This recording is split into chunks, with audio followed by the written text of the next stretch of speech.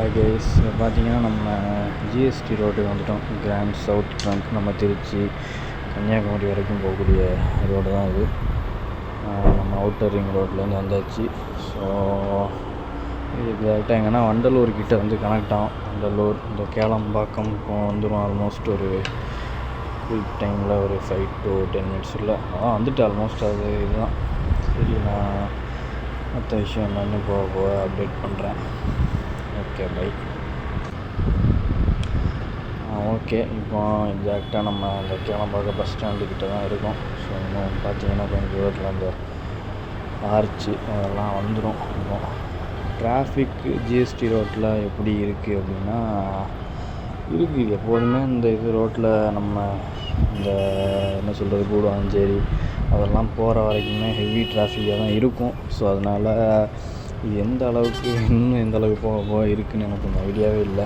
But என்ன யோசிச்சுக்கிட்டு இருக்கேன் அப்படின்னா, இந்த மழை வந்துடக்கூடாது. ஏன்னா உங்களுக்கு பார்த்தாலே தெரியும், இந்த மேகங்கள்லாம் அந்த ஸ்டில் டார்க்கு அந்த வந்துட்டு பாருங்கள் பஸ் ஸ்டாண்டு ஸ்டில் இந்த டார்க்கு க்ளவுட்ஸ் இப்படி தான் இருக்குது. ஸோ நான் ஏன் கிளம்பிட்டேன்னா, ஆக்சுவலி இந்த பொங்கல் நல்ல வைப்பாக இருக்கும்.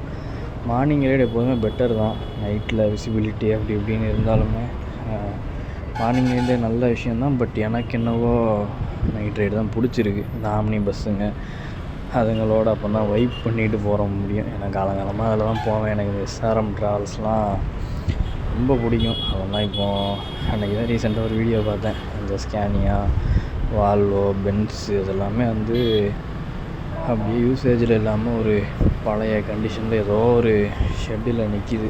அது அந்த பஸ்லலாம் அவ்வளோவா ட்ராவல் பண்ணியிருப்பேன். அது நான் கடைசியாக ட்ராவல் இந்த லாக்டவுன் டைமில் கடைசியாக ட்ராவல் பண்ண வண்டி கூட அதில் நின்றுச்சு. அது பார்க்கும்போது எனக்கு உண்மையிலே எமோஷனலாக இருந்துச்சு. யோசித்தேன், ஓகே அது நல்லா போய்கிட்டு இருந்தது தான் அப்படின்னு சொல்லிட்டு. இது ஒரு பஸ்ஸு ஃபேன்ஸாக இருந்தீங்க அப்படின்னா கண்டிப்பாக ரிலேட் பண்ண முடியும். இல்லை அப்படின்னா கண்டிப்பாக அது சரி ஏதோ என்னதோ சொல்லிக்கிட்டு இருக்கான் அப்படின்ற மாதிரி தான் ஃபீல் ஆகும். ஸோ ஓகே, அதுதான் நான் அந்த டிராஃபிக்லாம் கொஞ்சம் கவர் பண்ணலாம், நைட்டு போனால் அப்படியே நல்லாயிருக்கும் அப்படின்னு சொல்லிட்டு. ஸோ அதுவும் இல்லாமல் எனக்கு பெரிய ஒரு நாளைக்குள்ளே போய் ரீச் ஆகணும் அப்படின்னா இல்லை, போவோம் வழியில் எங்கேயாச்சும் ரொம்ப டயர்டாச்சு இல்லை ரெயின் ஏதாச்சும் ஹெவியாக இருந்துச்சுன்னா எங்கேயாச்சும் ரூம் எடுத்து ஸ்டே பண்ணிக்கலாம் அப்படின்ற ஒரு பிளானில் தான் கிளம்பிட்டேன். ஸோ போயிட்டுருக்கேன், பார்த்துக்கலாம் என்னன்னு சொல்லிட்டு. So and traffic actually TN government நல்லாவே பண்ணியிருக்காங்க. அந்த முன்னாடி நான் நார்மலாக இந்த இடத்த கவர் பண்ணிட்டு வர்றதை விட இந்த வாட்டி கொஞ்சம் குயிக்காகவே கவர் பண்ணிக்கிட்டு இருக்கேன். அந்த பெருசாக யூ டர்ன்ஸு இந்த குறுக்க இப்போ கிராஸ் பண்ணுவாங்க அவங்களெல்லாம் வந்து ரொம்ப உள்ள ஸ்டாப் பண்ணி வச்சுக்கிட்டு நேராக போகக்கூடிய வண்டிகள், இந்த பொங்கலுக்கு ஊருக்கு ரீச் பண்ணக்கூடிய வண்டிகள் போட்டோன்னு சொல்லிட்டு நல்லாவே கிளியர் பண்ணி அந்த ஒர்க்கெல்லாம் நல்லாவே பண்ணிக்கிட்டு இருக்காங்க. ஸோ நான் இப்போ இருக்கிறேன், என்ன பெட்ரோல் போட்டாச்சு. ஸோ நெக்ஸ்ட்டு பிரேக் எங்கே எடுக்கலாம் அப்படின்னு தான் யோசிச்சுக்கிட்டு இருக்கேன். ஸோ ஆல்மோஸ்ட் கொஞ்சம் இந்த டிராஃபிக்லாம் கவர் பண்ணி அவுட்டருக்கு போயிட்டால் தான் கொஞ்சம் ரிலாக்ஸ் பண்ண முடியும். ஏன்னா நம்ம கஷ்டப்பட்டு ஓவர்டேக் பண்ண வண்டிகள், கஷ்டப்பட்டுன்னு இல்லை, பட் சம்பவம் மூவிங் ஆன் ஃபார்வேர்டு தான் அவங்களுக்கு வீடியோவில் பார்த்தாலே தெரியும்னு நினைக்கிறேன். ஸோ அங்கெல்லாம் ஒரு செகண்டில் நம்ம நிப்பாட்டினாலும் சல்லுன்னு திரும்பி ஃப்ரண்ட்டில் போயிட்டு டிராஃபிக் ஆகிடுவாங்க. ஸோ நம்ம கொஞ்சம் அவுட்டர் வழக்கமாக எடுக்கிற ஃபஸ்ட் ஸ்டாப்பு எங்கேன்னு பார்த்தீங்கன்னா நம்ம முருகன் இட்லி. அது வந்து கொஞ்சம் சென்னை தாண்டி ஆல்மோஸ்ட் ஒரு 80 kilometers இல்லைன்னா ஆமாம் அந்த மாதிரி கரெக்டாக சென்னையிலேருந்து ஒரு 80 kilometers கிட்டே வரும். அது திண்டிவனமாக அந்த சைடுக்கிட்ட. ஸோ அங்கே ஒரு பிரேக் எடுத்தால் பக்காவாக இருக்கும். அது எடுத்துகிட்டு நம்ம அங்கேருந்து கண்டினியூ பண்ணால் பெர்ஃபெக்டாக இருக்குன்ற பிளானில் தான் போய்கிட்டுருக்கேன். ஸோ ஸோ மெயினாக என்னன்னு பார்த்தீங்கன்னா, அந்த ஃப்ரண்ட் வியூ இது மட்டும் நான் கொஞ்சம் ப்ரிப்பேர்டாக ஒழுங்காக பண்ணியிருந்தேன் அப்படின்னா அந்த நேரத்துக்கு உங்களுக்கு அழகாக எல்லா டிராஃபிக்கையும் கவர் பண்ணியிருந்துருக்கலாம்.